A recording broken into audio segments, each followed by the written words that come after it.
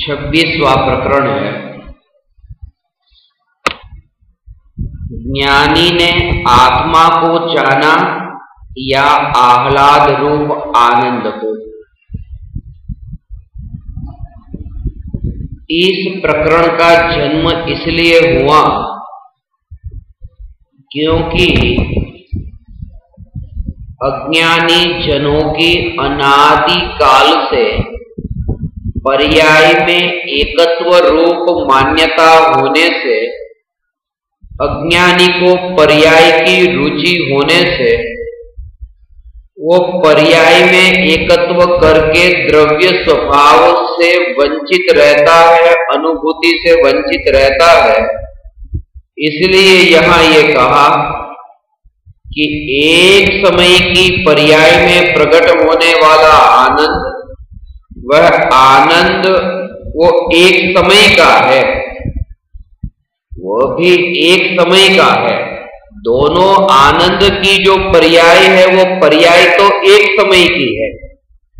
रसगुल्ला जीभ पर जो आया और जो राग से जो आनंद आया वह भी एक समय का है, और त्रिकाली ध्रुव भगवान आत्मा की अनुभूति से प्रकट होने वाला जो आनंद है वह आनंद भी एक समय की पर्याय है।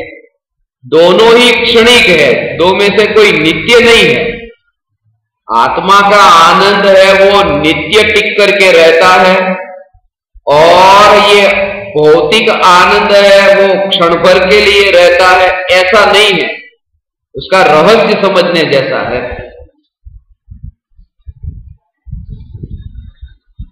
कि ये जो भेद किया है कि आत्मा का जो आनंद है वह आनंद और अनित्य भौतिक वस्तुओं के भोगने का आनंद, इन दोनों आनंद में अंतर क्या है? कि जो आत्मा की जो आनंद की पर्याय, ये जो आत्मा का अनुभव हुआ तब जो आनंद की पर्याय प्रकट हुई, और यहां जो इंद्रिय विषयों के भोगों का जो आनंद, वहां जो आनंद था, दोनों एक समय की पर्याय होने से अनित्य है। फिर भी इसे नित्य कहने का कारण यह है, और इसे अनित्य कहा, ये टिक कर रहेगा ऐसा कहा। उसका कारण यह है कि इसका जो विषय है वो विषय अनित्य है, और भले ही ये पर्याय अनित्य है परंतु उसका विषय नित्य है। इसलिए अगले समय की पर्याय में वो जो आनंद प्रकट होगा वही निराकुल निराकुल निराकुल होगा। उसका भाव ऐसे समझो।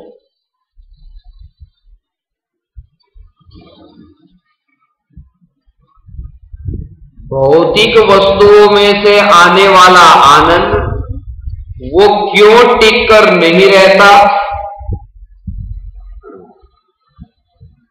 और अलौकिक ऐसा चैतन्य तत्व की अनुभूति से होने वाला आनंद क्यों टिक कर रहता है? उसका भेद समझो।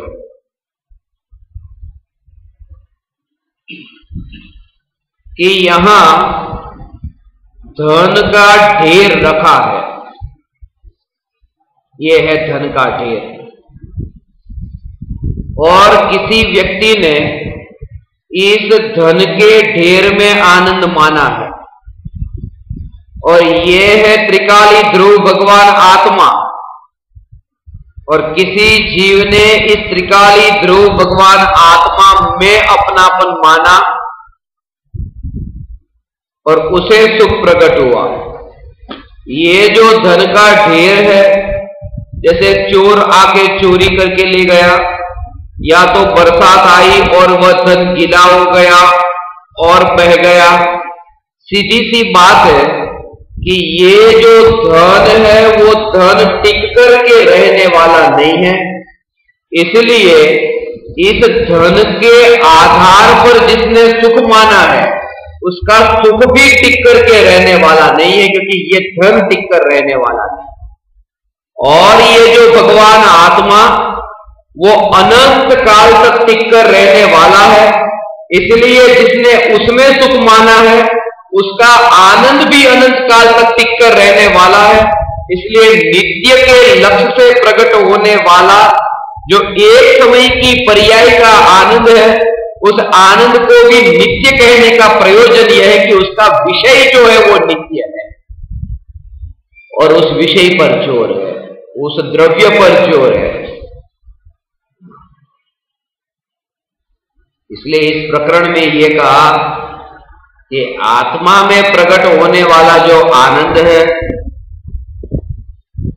ज्ञानी धर्मात्मा को प्रति समय यह जागृति रहती है, ऐसा स्वरूप है।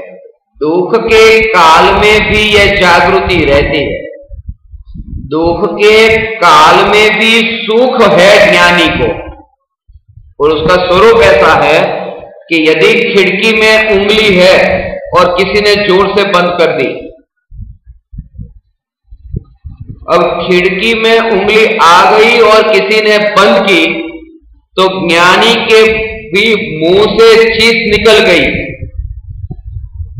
कि ओ ये क्या हो गया, मैं कट गया, ये चीस निकल गई। ये भी बोल दिया कि मैं कट गया, और वहां पर दुख भी हो रहा है। उस समय ज्ञानी की जो सुख की अवस्था है वो समझने जैसी है। ऐसा जो स्वरूप, उंगली आई, खून निकला, आवाज भी निकल गई, चीज निकल गई, दुख भी हो रहा है,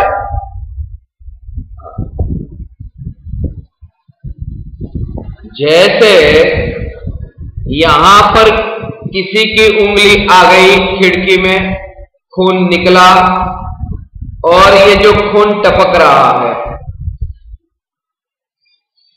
ये जो खून टपक रहा है, यहां जो दर्पण है, उस दर्पण में वो उंगली कटी, खून टपक रहा है, ये दर्पण में प्रतिबिंब उसका पड़ता है। दर्पण में जब उंगली के कटने का प्रतिबिंब पड़ता है, परंतु दर्पण खून वाला नहीं हो जाता, दर्पण में खून नहीं चला जाता, वहां दर्पण में कुछ है ही नहीं, जो है सो वहां है। इसलिए यदि खून टपकता हो और कोई नया दर्पण लेके आया हो और उसका दर्पण यहां ऐसा रखा हो और सामने वो खून टपक रहा है, इसमें प्रतिबिंब हो रहा है, तो ये व्यक्ति उस व्यक्ति को ये नहीं कहता कि भाई तुम हाथ धो लो जल्दी, नहीं तो मेरा दर्पण खराब हो जाएगा। वो जानता है और मानता है कि मेरा दर्पण उस खून के कारण मलिन गंदा होने वाला नहीं है, क्योंकि वो बाहर है और दर्पण में कुछ अंदर नहीं आता।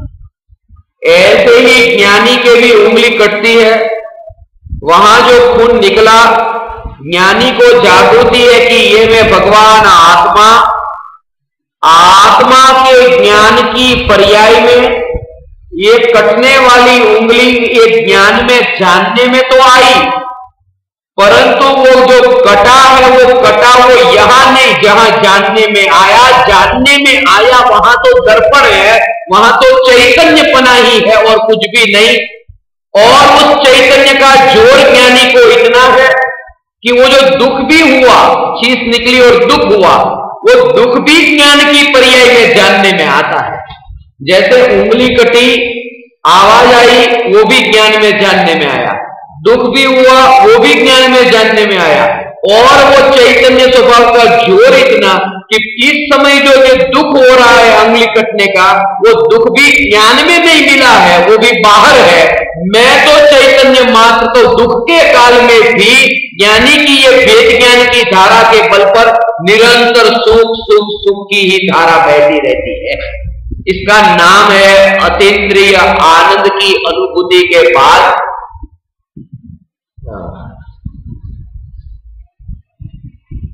जागृति ऐसे प्रति समय बनी रहे। वहां पर वो जो भावलिंगी साधु की जो स्थिति कही है, जैसे यहां एक पुतला रखा है, बनाया हुआ पुतला, और उस पुतले में एक कांटा चुभाया, पुतले के अंदर कांटा चुभा, और जब उस पुतले में कांटा चुभा, ये पुतला था और कांटा चुभा, और सामने दर्पण था, दर्पण में वो प्रतिबिंबित हुआ कि पुतले में कांटा चुभा, ऐसा यहां प्रतिबिंब पड़ा। मगर पुतले में जब कांटा चुभता है तब दर्पण में कितना कांटा चुभा? दर्पण में तो कांटा गया नहीं। जब मुनिराज जब चलते हैं, पैर में चप्पल नहीं है, जूते नहीं है, और जब कांटा चुभा पैर में, वहां उन्हें ये जागृति है कि एक ये पुतला, पुतले में कांटा चुभा, ये सही है, और आत्मा के ज्ञान रूपी दर्पण में ये पुतले में कांटा चुभा, ये जानने में आया, परंतु ये जानने वाला जो तत्व, उसमें कांटा नहीं चुभा। जैसे दर्पण के अंदर कांटा नहीं गया, पुतले में गया तो गया, वो दर्पण के अंदर नहीं गया। ऐसी वहां जागृति के बल पर प्रति समय वहां उन्हें भेद ज्ञान बना ही रहता है, और इसी का नाम है, इस पुतले से न्यारा भेद ज्ञान पुतले के बीच में रहकर पुतले में नहीं है, ऐसी चैतन्य तत्व की अनुभूति प्रत्येक आत्मा को अभी यहां हो सकती है। सिर्फ इतना ही बोध बना रहे। वो कहीं से भागना नहीं था, घर छोड़कर भागना नहीं था, दुकान छोड़कर भागना नहीं था, मित्र पुत्र को छोड़कर भागना नहीं था। सिर्फ इतना बोध कि जो कुछ भी हो रहा है यहां पुतले में हो रहा है, पुतला जिसमें प्रतिबिंबित होता है, ऐसे दर्पण में कुछ भी नहीं है, कुछ भी नहीं होता है। और अज्ञानी ये मानता है, इस मान्यता के बल पर ही इतनी दृढ़ता रूप मान्यता के बल पर प्रति समय दुख होता है, भाव भरा करता है। वहां कुछ है नहीं। पाकिस्तान में ऐसा हुआ, पाकिस्तान की भारत के साथ मैच थी क्रिकेट की, और पाकिस्तान हार गया। तो पाकिस्तान में एक व्यक्ति ने क्या किया कि बंदूक हाथ में ली और टीवी को फोड़ दिया। ऐसी एक गोली मारी कि टीवी को फोड़ दिया, और दूसरी गोली मारी अपने दिमाग में यहां कि खुद मर गया। तो वो टीवी में जो देख रहा था, टीवी में कुछ है ही नहीं। जैसे गोली मारी तो कोई खिलाड़ी टीवी में से निकलता नहीं है, वहां तो कुछ है ही नहीं, टीवी है और क्या है। वहां थोड़ी कोई खेल रहा था, अंदर की गोली मारता है, वो तो टीवी था। तो ऐसे ही ये जो ज्ञान, यहां पर जगत का कोई भी पदार्थ यहां होता ही नहीं है, यहां तो चैतन्य ही है। और ज्ञानी हमेशा यही मानते हैं कि कोई भी वस्तु यहां नहीं है, मेरे अंदर नहीं है, यहां तो चैतन्य तत्व ही है। और उस श्रद्धा के बल पर ज्ञानी को भेद ज्ञान निरंतर बना रहता है। ये समझने जैसी बात है, रहस्य है ये। ऐसे ही समझना, ये जागृति ऐसी बनी रहे।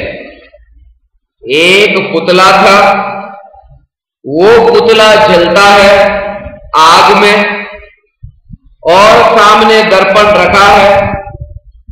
आग में जलता हुआ पुतला दर्पण में प्रतिबिंबित होता है। आग बहुत दूर लगी है, दर्पण कोई गर्म नहीं हो जाता, वो पुतला जलता है इसलिए दर्पण नहीं जल जाता, दर्पण में तो प्रतिबिंब है। ऐसे ही मुनिराजों के गर्मी के दिन में दोपहर में 2 बजे शरीर पर वस्त्र नहीं, और ऐसा पत्थर गर्म हुआ कि जहां चमड़ी जलती हो, गर्म होती हो, जैसे पुतला गर्म होके जलता हो, परंतु जिसमें प्रतिबिंबित होता है ऐसा दर्पण नहीं जल जाता। ऐसे ही मुनि को यह श्रद्धा है कि मैं चैतन्य तत्व जलने वाला नहीं, जिसमें ये जलना हो रहा है वो प्रतिबिंबित यहां होता हो। ज्ञान में पता चले कि शरीर जला, वो जला वैसा जहां पता चला, जिसे ये पता चला वो पता जिसे चला वो नहीं जला। वो यदि जल जाता तो पता चलता किसे कि ये जल रहा है। इसी श्रद्धा के बल पर वहां पर द्रव्य का जोर इतना और ऐसा निरालापन इस देह से ज्ञानियों के प्रति समय रहता है। और उसकी यहां पर अब गहराई से चर्चा अब होने वाली है कि ऐसी प्रत्येक पर्याय में ज्ञानियों के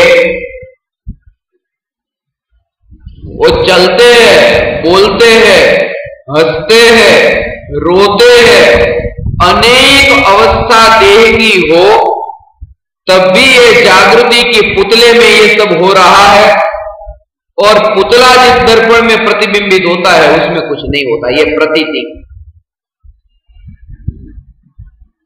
इसलिए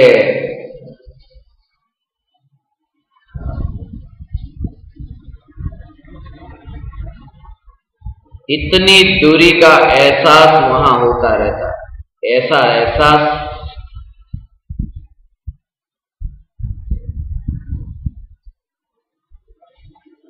फिर उस स्वरूप की ओर वहां जोर रहता है। गोरा पुतला है तो दर्पण थोड़ा गोरा है, और काला पुतला दर्पण में प्रतिबिंबित हुआ तो दर्पण थोड़ा काला हुआ, ऐसा नहीं। इस देह के परमाणुओं का रूप या रंग जैसा है, उसमें उस चैतन्य तत्व पर जोर नहीं। वहां पर जो उस चैतन्य तत्व पर जोर इतना कि पुतले का जो रंग था जो जानने में आता है, उस रंग पर जोर नहीं कि वहां कौन सा रंग का भेद है, वहां जोर वो द्रव्य पर है। और प्रवचन सार सुनते हैं, समय सार सुनते हैं, और ऐसे सुनने वाले लोग जो 25-25 सालों से स्वाध्याय करने वाले, 50 सालों से स्वाध्याय करने वाले, ऐसे लोगों को देखते अफ्रीका में, जो वहां पर केन्या में, तांजानिया में 50 वर्षों से स्वाध्याय करने वाले ऐसे बैठे, और कोई वहां का अफ्रीका का व्यक्ति आया तो बोलते कालिया ने ये नहीं आवा दे, कालियाओं ने नहीं आवा दे। ये क्या सुना था ये 50 साल से? वहां वो काला पुतला ज्ञान दर्पण में नहीं मिला। ये जो सुनना अलग है, और वो प्रयोग ऐसा हो कि जहां देखे वहां चैतन्य परमात्मा का मेला, और ऐसा चैतन्य चैतन्य चैतन्य चैतन्य चैतन्य कि जिसमें कोई पुतला अंदर मिला नहीं। ऐसा जब सारे जगत में चींटी, कीड़े, मकोड़े, गाय, भैंस, कोई भी शरीर दिखे, तब उसे पता चले, उसे जागृति रहे कि चींटी का ये पुतला उस दर्पण के अंदर नहीं मिल गया, वो दर्पण न्यारा है। मकोड़े वाला ये पुतला उस दर्पण से अंदर नहीं गया, वो दर्पण न्यारा है। तब सारे जगत में जितने भी जीव वहां चैतन्य का दर्पण दिखता है, ज्ञान दर्पण दिखता है। और यही साधक की साधना है, यही आराधक की आराधना है कि जहां देखे वहां शुद्ध चैतन्य तत्व उसे दिखाई दे। दृष्टि का जोर इतना वहां है। इसलिए इस प्रकरण में जो आनंद की बात की, उसका रहस्य अब जहां जहां समझने योग्य है उसे देखे।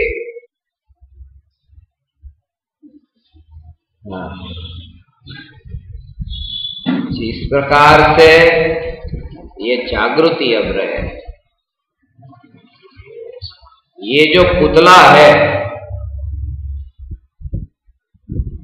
ये जो पुतला है, वो पुतला मनुष्य का हो या पुतला फिर चींटी मकोड़ा उसका हो, या पुतला फिर गाय भैंस का हो, वो जो पुतला है वो जिसमें प्रतिबिंबित होता है उसके अंदर मिल नहीं गया और वो निर्मल। जिस प्रकार से ये दृढ़ता कि ये पुतले के कारण मैं कुछ बदला नहीं, मैं तो चैतन्य मात्र, ऐसे ही ये विकल्प आया, भोजन करने का भाव आया, तब भी ये जागृति भोजन करने का भाव आया तब कि जैसे एक पुतला दर्पण में प्रतिबिंबित होता है, दर्पण में वो मिलता नहीं, ऐसे ही ये शरीर आत्मा में मिल नहीं जाता, ज्ञान में मिल नहीं जाता। ऐसे ही भोजन करने का जो ये भाव आया वो भी बाहर है, वो ज्ञान में जानने में आता है। वो भाव आत्मा नहीं है, वो भाव जो है वो जड़ है। वो जड़ इसलिए है क्योंकि उन भावों को पता ही नहीं है कि वे कौन है, वे जानते ही नहीं है कि वे कौन है। उन्हें जानने वाला ये चैतन्य तत्व है कि राग हुआ, द्वेष हुआ, क्रोध आया, मान आया, उन भावों को स्वयं को पता नहीं है कि ये कौन है। और उसे जो जानने वाला जो चैतन्य, उसे जान करके भी उस रूप परिणमित नहीं होता, उससे जुदा रहता है। इसलिए शरीर को पुतला कहा। भोजन करने का, पानी पीने का, चलने का, उठने का, बैठने का जो ये विकल्प, ये भाव जब आता है तब भाव से भेद ज्ञान बना रहता है कि उन भावों का भी ज्ञान दर्पण में आना हो ही नहीं सकता। और उस चैतन्य की ओर जो दृष्टि का जोर, उसी का नाम सम्यक दर्शन है। कुछ नया नहीं हुआ, नया नहीं हुआ। ये पुतला आया था, ये गया, फिर ये पुतला आया, ये गया, ये आया, ये गया। दर्पण में कुछ नया नहीं हुआ, जैसा है ऐसा है। बस उसकी ओर जोर कीजिए, जो जानने वाला भगवान आत्मा, उसमें कुछ नया नहीं आया। विकल्प तो आए नए नए, तरह तरह के विकल्प आए और गए।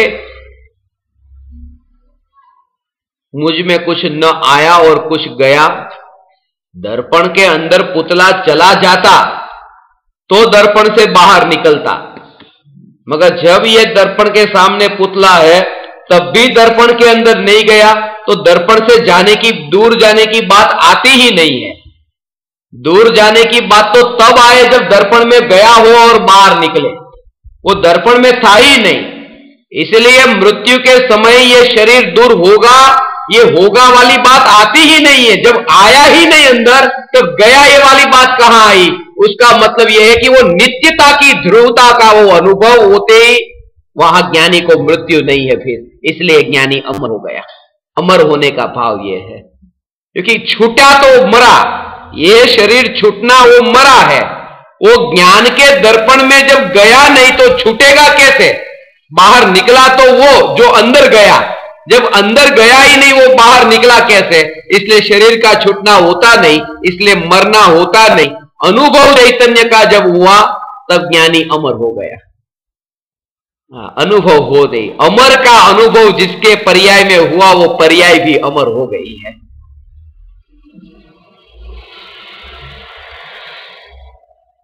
ये जो भाव है,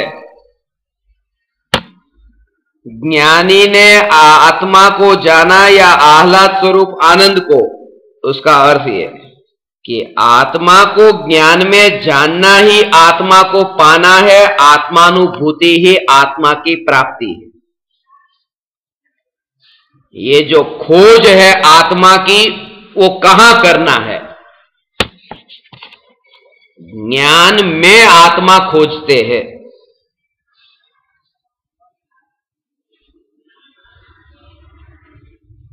ऐसा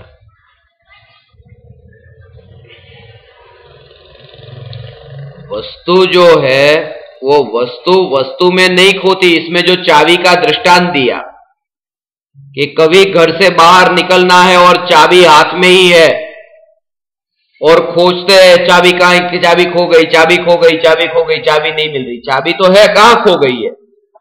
वो ज्ञान में से खो गई, हमारे विचारों में से निकल गई कि चाबी कहां है।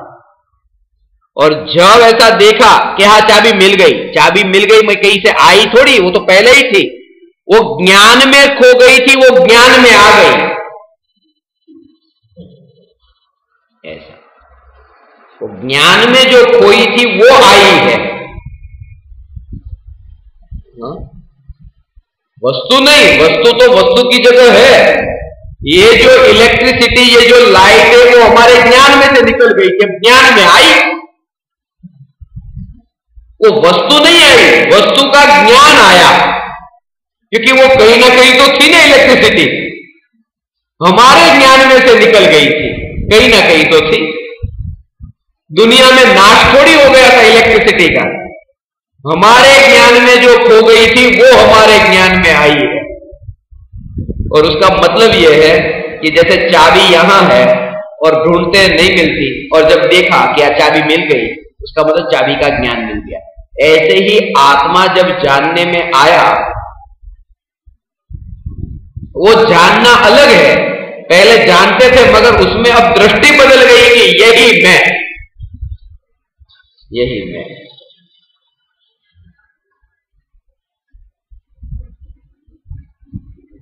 वो जो जानना है ना, बचपन से लड़का लड़की साथ में रहते हैं, साथ में रहते, शादियों में मिलते, 5 साल का था, 6 साल का हुआ, 7 साल का हुआ, अब सब साथ में मिलते रहते थे हर एक प्रसंग में। तो लड़का जो लड़की को जानता है लड़की है बस। मगर जब वो 25 बरस का हुआ, तब पिताजी ने कहा कि तेरी शादी उस लड़की से करा है। और जब अब वो उस लड़की को जानेगा और 25 साल से जो जानता था, दोनों में फर्क होगा कि नहीं। अब उसका नजरिया इतना अलग होगा कि पहले देखता था, देखने के लिए देखता था, अब देखता है कि ये मेरी अपनापन, वो देखना अलग है। तो आत्मा को जाना तो हमने है कि आत्मा है, मगर ये मैं ही हूं ऐसा अपनापन वो सम्यक दर्शन के बाद होता है। वो देखना तो पहले होता है, जानना होता है, मगर जानने के साथ में मानना नहीं होता था। और इसलिए कृपालु देव ने कहा, जिस जानने के साथ मानना हो वो जानना नहीं है, उस जानने का नाम समझना है, क्योंकि मानना मिल गया। इसलिए कृपालु देव ने कहा, जे स्वरूप समझ्या विना पाम्यो दुख। एम नहीं कीधु जे स्वरूप जाण्या विना, समझ्या विना कीधु। समझવાનો मतलब એ કે જે તમે જાણો છો એમાં તમારી શ્રદ્ધા ભળી ગઈ, ત્યારે જાણવું એ જાણવું નહીં રહ્યું, એ સમજવું થઈ ગયું. Knowledge is knowledge, but knowledge with belief is called understanding. समझना हो गया ऐसे, इसलिए ये कहा।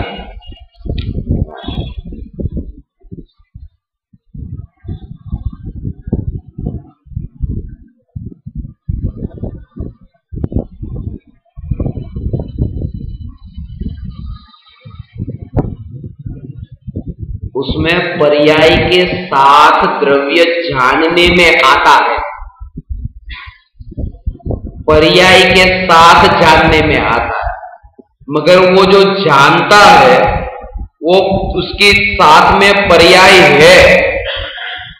पर्याय जो है वो जानने में आती है, मगर उसका जोर उस पर्याय पर नहीं होता, क्योंकि पर्याय पलट जाती है, जोर द्रव्य पर होता है।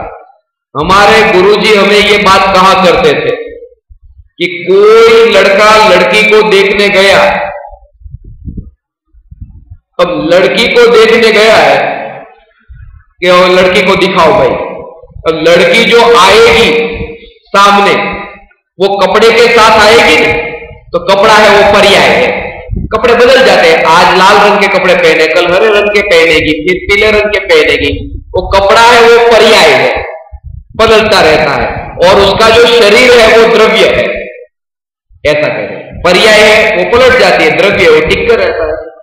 तो जब भी लड़की जानने में आती है तब पर्याय के साथ ही जानने में आएगी, देखने जाएगा तो, मगर वो पर्याय के साथ होने पर भी वो बिना पर्याय के देख लेता है। उसके दिमाग में क्या रहता है, कपड़े नहीं रहते, कि अच्छे कपड़े पहने चलो शादी कर लेता हूं, उसके दिमाग में उसका शरीर रहता है, कपड़े नहीं रहते। कपड़े के साथ जानने में आने पर भी जोर कपड़े पर नहीं है, जोर शरीर पर है। ऐसे ही पर्याय अनुभव में आती है तो पर्याय जानने में तो आती है, परंतु जोर पर्याय पर नहीं रहता, क्योंकि वो बदल जाती है, पलट जाती है। और पर्याय की कोई कीमत नहीं, पर्याय का कोई मूल्य नहीं, पर्याय तो पर्याय। मगर एक बात है, देखो, एक ये शर्ट है, पैंट है, ये कपड़े है, 1000 रुपये की जोड़ी है, उसकी कीमत कितनी? 1000 रुपये। ऐसे ही पर्याय का कोई खास मूल्य नहीं है, पर्याय का कोई खास मूल्य नहीं। मगर कोई व्यक्ति जब रास्ते पर वो पैंट शर्ट पहन के चलता है, तो उस पैंट शर्ट की कीमत कितनी? 1000 रुपये। आप कहोगे चलो भाई 1000 रुपये देता हूं, चल निकाल फटाफट। वो लाखों की कीमत हो गई जब वो पहना है ना कपड़ा तब।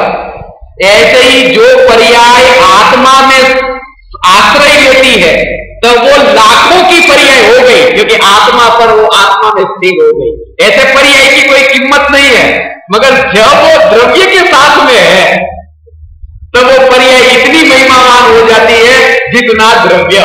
तब उस कपड़े की कीमत उतनी हो गई जितनी वो शरीर की कीमत, उसकी महिमा बढ़ जाती है, उसके साथ में है ना।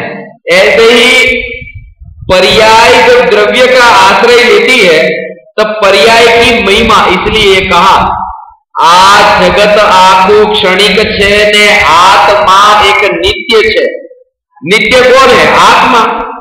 અને આત્માનો અનુભવ તો पर्याय है, आत्माનો अनुभव पर्याय है, मगर उसे भी नित्य कह दिया क्योंकि वो नित्य का आश्रय लेने वाली है। आ जगत आगो क्षणिक छे ने आत्मा एक नित्य छे। आत्मानो अनुभव बस एकमात्र नित्य छे। वो अनुभव की पर्याय को भी नित्य कह दिया क्योंकि वो पर्याय ने द्रव्य का आश्रय लिया है। ऐसा इसका रहस्य समझ में आना चाहिए कि पर्याय के साथ द्रव्य जानने में आएगा, पर्याय के साथ ही जानने में आएगा, मगर आप में ताकत होनी चाहिए कि बिना पर्याय का द्रव्य को देख सको। ऐसा इसलिए ये पर्याय और द्रव्य का स्वरूप। और एक बात इसमें जो जानने योग्य है, जो सुख की पर्याय प्रकट होती है, ऐसे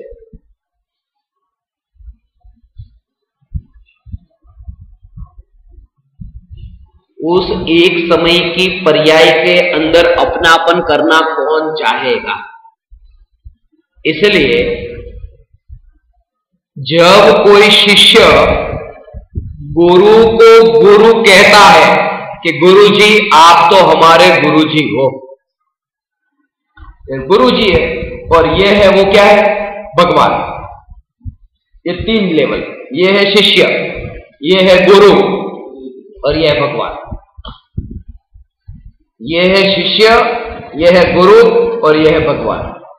अब जब शिष्य गुरु को कहता है ना, गुरुजी आप मेरे गुरु, आप मेरे गुरु, गुरु को कुछ भी रुचि नहीं है ये गुरु बनने में। गुरु जी को गुरु बनने में क्यों रुचि नहीं है, उसका कारण मालूम है कि जब ये गुरु कब हुए? आत्मा का अनुभव हुआ तब ने। और आत्मा का अनुभव जब हुआ तब मैं कैसा हूं कि मैं स्वयं परमात्मा हूं, ऐसा अनुभव हुआ। तो मैं परमात्मा हूं ऐसी यह जो अनुभूति हुई, परमात्मा पने की अनुभूति के बाद ऐसा कौन गुरु होगा जो यहां गुरु पढ़ाना चाहेगा इस पद को छोड़कर। इसलिए परमात्मा पद की अनुभूति होने के बाद कोई ज्ञानी गुरु होना नहीं चाहता है। उसका कारण यह है क्योंकि परमात्मा के पद को छोड़कर नीचे पद में आना कोई नहीं चाहेगा। तो उसका कारण यह है कि उससे उत्कृष्ट वस्तु जो है उसका अनुभव हो चुका है। और अज्ञानी गुरु जो कोई होते हैं उनको इसका तो कोई अनुभव है नहीं, और इसलिए ये शिष्य यदि एक बार गुरु जी कह के नहीं बोला है तो चैन नहीं पड़ता, क्यों गुरु नहीं कहा, क्योंकि उसे इसका पता ही नहीं, उसे तो इसका ही पता है और वो भी झूठा पता है। तो इसलिए वो महाराज साहब जो है ना पहाड़ पर पैर नहीं छुए मेरे हाँ, कपड़े भी बिना कपड़े पैर नहीं छुए, वो गुरु पद पर आना चाहते हैं क्योंकि वो ही सिद्ध करते हैं कि मुझे इससे ऊंचे की कोई पद की अनुभूति नहीं है, और ऊंचे पद की अनुभूति जहां परमात्मा पद की हुई वहां इसकी ओर ध्यान नहीं जाता। वो इस प्रकरण का जो सार ये है कि सागर का अनुभव होने के बाद बिंदु जो गुरु की पर्याय जो है वो बिंदु की, और सागर जो है वो परमात्मा पद, सागर का अनुभव होने के बाद बिंदु में सुख लेना कौन चाहेगा, ऐसा।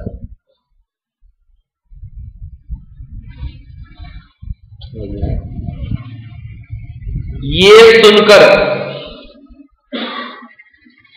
ये कहा ना कि परमात्मा पद की अनुभूति के बाद तो वो विनय नहीं रहेगा, फिर विनय छूट जाएगा, गुरु का विनय छूटेगा नहीं, उल्टा बढ़ जाएगा। क्यों बढ़ जाएगा? क्योंकि पहले तो गुरु को गुरु मानता था, अब उसे पता चला कि गुरु को तो परमात्मा पने की अनुभूति हुई है, तो परमात्मा यही पे ही है, कहीं ढूंढने जाने की जरूरत, और महिमा भाव आएगा। इसलिए वो निश्चयाभास नहीं होता, वहां पर ही निश्चयाभास जो होता था वो छूट जाता है। इसलिए परम कृपालु देव जो कहते हैं ना, वो महिमा ये बताते हैं, वो छूट नहीं गया।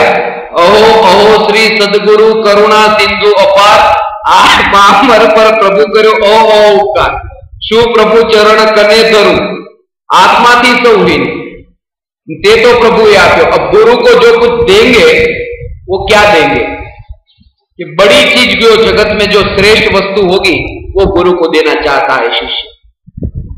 तो शिष्य विचार करता था कि गुरु जी मैं आपको क्या दूं, शिष्य विचार करता था गुरु को कि मैं आपको क्या दूं, तो सबसे अच्छी चीज जो होती है वो मैं गुरु को दूं जगत में, शु प्रभु चरण कने धरू, तो सबसे अच्छी चीज है आत्मा, क्योंकि आत्मा से तो सब हीन है। शु प्रभु चरण कने धरू आत्मा थी सौहीन, तो आत्मा ही आपको दूं सबसे ऊंचा है। ते तो प्रभु ही आप्यो, वो तो आपने मुझे दिया, जो ऊंची वस्तु है वो तो आपने मुझे दी, अब मैं आपको क्या दूं, सिर्फ इतना कर सकता हूं, बरतु चरणाधीन, कि आपकी बताई हुई जो वाणी है, उपदेश है, उस वाणी का प्रयोग करके मैं उस राह पर ऐसा चलूं कि मैं भी आपकी तरफ अपने में लीन हो जाऊं, आप में नहीं, वो आपका भी नहीं हुआ।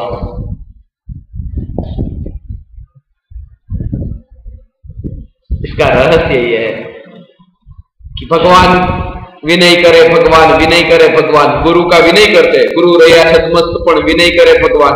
वो भगवान विनय किस लिए किस रूप में करते हैं कि गुरु ने कहा था कि तेरे में लीन हो जा, और वे भगवान अपने में लीन है, तो गुरु की आज्ञा का पालन करते हैं ना कि अपने में लीन है, बस यही तो गुरु का विनय है, विनय करे भगवान। वहां पर हाथ जोड़ करके पैर छू करके पूरे दिन भर उनकी सेवा चाकरी करे, वो विनय नहीं, अपने में लीन हो गए, जो गुरु की वाणी थी उसका प्रयोग किया, यही गुरु का विनय हो गया। ये जो प्रकरण है उसमें दृष्टि की प्रधानता से जहां जहां भूले होती है वहां पर बहुत से लोग ऐसे समझ में नहीं आता ना सब, तो क्या करते हैं, वो काट देते, ये छपने में कुछ गलती हो गई होगी। अरे छपने में नहीं, तुम्हारे समझने में कभी गलती हो रही है, मिसप्रिंट ऐसा करके। इसलिए ये वाक्य घाटे अक्षर में लिखा जो नीचे के पैराग्राफ में है कि ज्ञानी के प्रत्येक वचन में नई विवक्षा होती है, कुछ न कुछ विवक्षा है। ज्ञानी जो बात कहते हैं उसके पीछे रहस्य है। एक को कहा ये, दूसरे को कहा कुछ अलग। एक व्यक्ति था, उस व्यक्ति को ज्ञानी ने कहा कि तुझे यदि सच्चा मार्ग पर चलना है तो तू पश्चिम की ओर जाना, और दूसरे को कहा कि तुझे यदि सच्चे मार्ग पर जाना है तो पूर्व की ओर जाना। अब दोनों के लिए उपदेश अलग अलग है। अगर उपदेश अलग अलग नहीं है, उसके पीछे रहस्य है कि जो व्यक्ति वहां था उसे कहा कि तुझे यहां पहुंचना है, अच्छा ठीक है तू पश्चिम की ओर जाना, और जो व्यक्ति वहां था उसे कहा कि तुझे जाना है ना तो पूर्व की ओर जाना। तो सभी जीव अलग अलग लेवल पर होते हैं, सभी की दशा अलग अलग होती है, और ज्ञानी का उपदेश जब अलग अलग निकलता है तो अज्ञानी को लगता है उसको तो ऐसा कहा, मुझे ऐसा कहा, इन्हें पता नहीं है, गुरु को ही पता नहीं है कि कौन सा मार्ग सच्चा है। कि गुरु को पता है ये बहुत अच्छी तरह से कि तुम कहां पर खड़े हो, इसलिए उनका उपदेश इस प्रकार का होता है। वही तो विवक्षा नहीं जानते इसलिए, और ऐसे ही आगे जाकर के ऐसे ही शास्त्रों में मिसप्रिंट करके ऐसा काल आएगा कि सब अपने पहनते ही सुधारने जाएंगे और नया छपाते जाएंगे, और जो असली बात थी वो एक और रह जाएगी। गलत है, गलत है, गलत है, हमारी समझ में नहीं आता इसलिए गलत। तो ये कहा कि जहां अब हर बार ज्ञानी को खोजने कहां जाए कि कहां कौन सा अर्थ क्या है, बहुत तकलीफ वाला काम है ना इस काल में, तो कि कौन सा शब्द कहां कौन सा अर्थ निकलता है वो ज्ञानी ही जानते। अब सब जगह हर बार कहां पर 24 घंटे खोजने जाए, और जब शिष्य खोज करता है गुरु की और 24 घंटे खोज में लगा रहता है, क्योंकि ज्ञानी ही सच्चा अर्थ जानते हैं, तो इस खोज में रहता है और गुरु का 24 घंटे मिलना होता नहीं है। तब थक करके शिष्य सोचता है इससे अच्छा यह है कि मैं ही ज्ञानी हो जाऊं, तो हमेशा अर्थ का क्या भाव है वो निकल जाएगा, किसी के ऊपर हाजिर हो, तब वो अपने में लीन हो जाता है और ज्ञानी होके शब्दों के अर्थ निकाल लेता है। एक ही ये सरल में सरल उपाय है ज्ञानी की खोज करने का, बाहर जाके नहीं, अपने में लीन होकर के ज्ञानी हो जाए और उसका अर्थ का यथार्थ भाव खोजे। और अंत में, सबसे अंत में 3 वाक्य जो 3 लाइन में है, पेज नंबर 56 पर, आह्लाद स्वरूप आनंद जानने में आता है, तब भी ज्ञानी की दृष्टि आत्मद्रव्य पर होती है, अर्थात ज्ञानी को आत्मद्रव्य में एकत्व होता है, अपनापन होता है। इस श्रद्धा का जोर इतना है।